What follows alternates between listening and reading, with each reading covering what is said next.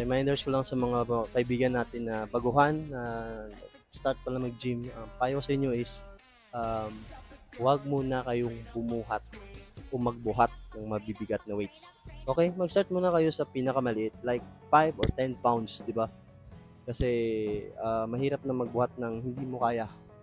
Kasi baka ma-injury ka o di kaya malaglagan ka ng weights. Mahirap yun. So, yun, train smart, train safe lang talaga tayo palagi, and trust the process. And syempre, dapat consistent ka.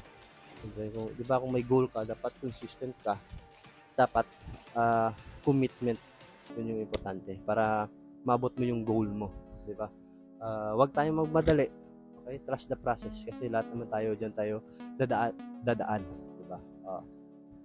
Ayun lang mga kaibigan, train smart and more muscle to gain.